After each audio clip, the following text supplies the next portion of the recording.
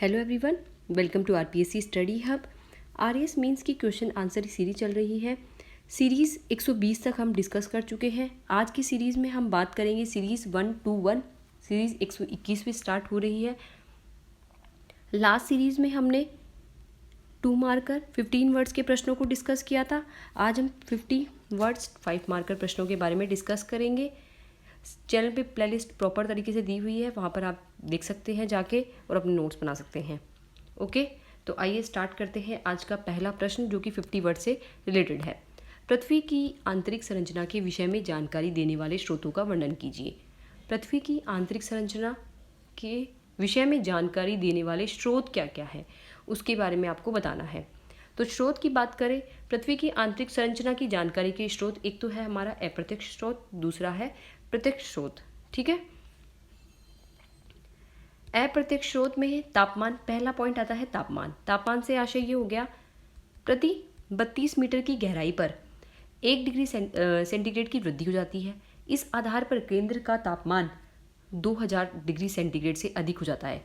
यानी अगर हम देखें 32 मीटर की गहराई पर जैसे जैसे हम जाएंगे वैसे ही 1 डिग्री सेल्सियस की वृद्धि होती जाएगी। इसी आधार पर अगर केंद्र का तापमान देखें तो 2000 डिग्री सेल्सियस से भी अधिक हो जाता है। दूसरा, हम अप्रत्यक्ष स्रोत में देखें तो दबाव या फिर दाब। दबाव में क्या होगा, केंद्र की ओर जाने पर घनत्व क्या होता है, बढ़ता है। केंद्र में अधिक दबाव व तापमान के कारण शैली प्लास्टिक नुमा है। यानी हम बोले कि केंद्र की ओर जाएंगे तो घनत्व बढ़ेगा और केंद्र में सबसे अधिक ज़्यादा दबाव और तापमान पाया जाता है, जिससे शैली क्या होती है, प्लास्टिक नुमा प्रतीत होती है। फिर तीसरा देखिए हम घनत्व।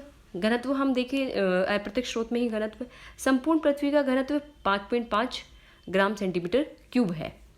भूकंप, भूकंप के तरंगों के भ्रमण व गति के आधार पर, भूकंप के तरंग जो है वो भ्रमण किस तरह से करेंगी, तरंग प्लस में गति उनकी क्या रहेगी, उस आधार पर भी हम देख सकते हैं। नेक्स्ट हमारा गुरुत्वाकर्षण। गुरुत्वाकर्षण अलग अलग स्थानों पर अलग अलग होता है। इस आधार पर द्रव्यमान की जानकारी मिलती है। इसके अतिरिक्त चुंबकीय क्षेत्र और उल्काएं भी अप्रत्यक्ष स्रोत के रूप में होती है। तो ये सारे ही तत्व क्या है, पृथ्वी की आंतरिक संरचना के अप्रत्यक्ष स्रोत है। अब हम बात करते हैं प्रत्यक्ष स्रोत के बारे में। प्रत्यक्ष स्रोत ये है कि सबसे पहला है खनन। खनन में क्या है, खनन से प्राप्त चट्टानों, उनके आधार पर हम क्या करते हैं, आंतरिक संरचना की जानकारी प्राप्त करते हैं। खनन में जैसे भी हम कोई भी चट्टानें प्राप्त होती है तो चट्टानों के आधार पर हम आंतरिक संरचना का अध्ययन भी करते हैं। फिर दूसरा हमारा हो जाता है ज्वालामुखी।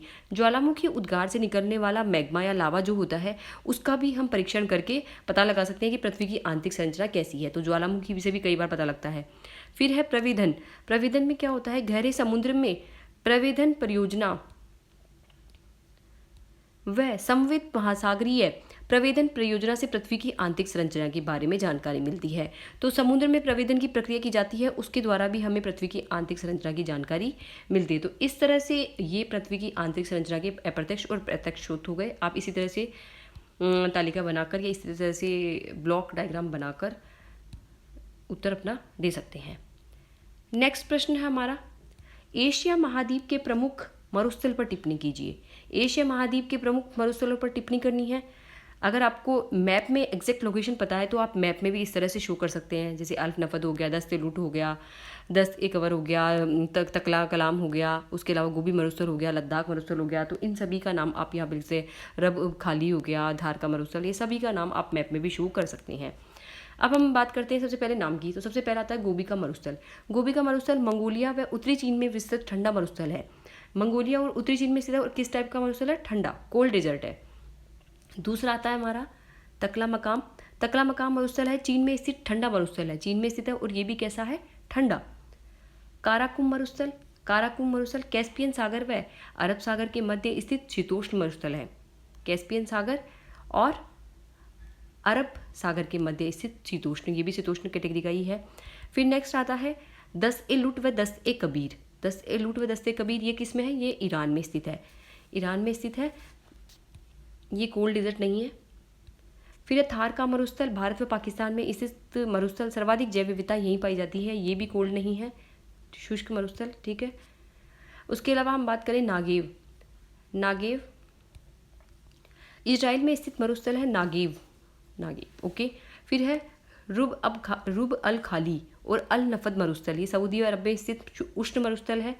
थार मरुस्थल, ये सारे उष्ण कैटेगरी के आ रहे हैं। लद्दाख मरुस्थल भारत में स्थित शीत मरुस्थल लद्दाख क्षेत्र में स्थित है। ठीक है, तो ये सारे मरुस्थल हमारे हो गए हैं कौन से वाले, एशिया महाद्वीप के प्रमुख मरुस्थल हमारे हो गए हैं, जिसमें शीत और उष्ण दोनों टाइप के मरुस्थल आ गए। नेक्स्ट प्रश्न पर अपन चलते हैं। नेक्स्ट प्रश्न है दरारी उद्भेदन क्या है, इससे निर्मित स्थलाकृतियों का वर्णन कीजिए। ठीक है, दरारी उद्भेदन क्या है, इससे निर्मित स्थलाकृति भी आपको बतानी है। 50 वर्ड्स में है, तो किस तरह से उत्तर देंगे। सबसे पहले दरारी उद्भेदन को बताएंगे। दरारी उद्भेदन होता क्या है। दरारी उद्भेदन ज्वालामुखी विस्फोट के समय जब लावा दरारों के माध्यम से बिना विस्फोट के ही शांतिपूर्वक धीरे धीरे निकलता है, तो उसे हम क्या बोलेंगे, दरारी उद्भेदन। इसमें लावा की मात्रा क्या होती है, कम होती है, तथा ये लावा कैसा होता है, पतला। तो दोबारा देख लेते हैं। दोबारा ये है कि ज्वालामुखी जब विस्फोट होगा तब लावा क्या होता है, दरारों के माध्यम से धीरे धीरे रिश्ते शांतिपूर्ण तरीके से निकलता है, बिल्कुल। तो इसे हम क्या बोलेंगे, दरारी उद्भेदन। और लावा की मात्रा भी क्योंकि धीरे धीरे निकल रही है, तो लावा की मात्रा यहाँ पर क्या होगी, कम होगी, क्योंकि वो शांतिपूर्वक निकल रही है। और लावा कैसा होता है, थोड़ा पतला होता है। फिर उसके बाद में हम देखें दरारी उद्भेदन से निर्मित आकृतियाँ। ठीक है, तो दरारी उद्भेदन से निर्मित स्थलाकृतियाँ देखें तो सबसे पहला है ज्वालामुखी मैदान। ज्वालामुखी मैदान में क्या है, ज्वालामुखी उद्गार से निसृत राख, लावा, शिलाखंड आदि के उबड़ खाबड़ क्षेत्र में बढ़ जाने के कारण इसका निर्माण होता है, जैसे इटली में नेपल्स नगर का मैदान। अब इसमें क्या होता है कि ज्वालामुखी उद्गार से कोई भी निसृत, कोई राख हो गई, लावा हो गया, शिलाखंड हो गया, इनके टुकड़े क्या होते हैं, उबड़ खाबड़ क्षेत्र में बढ़ जाते हैं, जिसके कारण ऐसे मैदानों का निर्माण हो जाता है। जैसे इटली का नेपल्स नगर का मैदान ज्वालामुखी मैदान का ही उदाहरण है। दूसरा हम देखें लावा पठार। लावा पठार में क्या होगा, उच्च प्रदेशों में ज्वालामुखी निसृत पदार्थों के जम जाने से लावा पठार बनते हैं। अब उच्च कोई प्रदेश है, ठीक है, वहाँ पर ज्वालामुखी का विस्फोट हुआ, ज्वालामुखी से निसृत जितने भी पदार्थ हैं वो धीरे धीरे जमते हुए क्या हो गया, पठार के रूप में एक रूप ले लिया उसने, पठार की तरह वो बन गया। तो वो लावा से निर्मित है, तो इसलिए उसका नाम क्या हो गया, लावा पठार। और ऐसे पठार का एग्जाम्पल क्या हो गया, कोलंबिया का पठार। कोलंबिया का पठार इसी टाइप का पठार है, लावा पठार। फिर हम नेक्स्ट देखें ज्वालामुखी द्वीप। ज्वालामुखी द्वीप में क्या होगा, समुद्र तली पर ज्वालामुखी उद्गार से निसृत पदार्थ जमा होते रहते हैं तथा यह समुद्र तल से ऊपर आते हैं, तो इनका निर्माण होता है। जैसे अब बात करें, समुद्र तल में भी कई बार क्या होता है, ज्वालामुखी का उद्गार हो जाता है। तो ज्वालामुखी उद्गार जब होगा, तो जब वो निसृत पदार्थ वहाँ जमा होगा, तो वो समुद्र तल से भी ऊपर, इतना ऊपर उठ जाता है कि पर्वत का रूप ले लेता है या द्वीप का रूप ले लेता है। तो इस तरह से इसका निर्माण होता है। जैसे हवाई द्वीप जो है वो ज्वालामुखी द्वीप का ही एक उदाहरण है। समुद्र के जल स्तर से भी ऊपर उठना, ये इसकी खासियत होती है। ठीक है, तो इस तरह से हमने आज 50 वर्ड्स के प्रश्नों को डिस्कस किया। नेक्स्ट सीरीज़ में हम 100 वर्ड्स के प्रश्नों को डिस्कस करेंगे, तो चैनल पे बने रहिए आप। सीरीज़ अपनी 121वीं आज। ठीक है, सो बाय।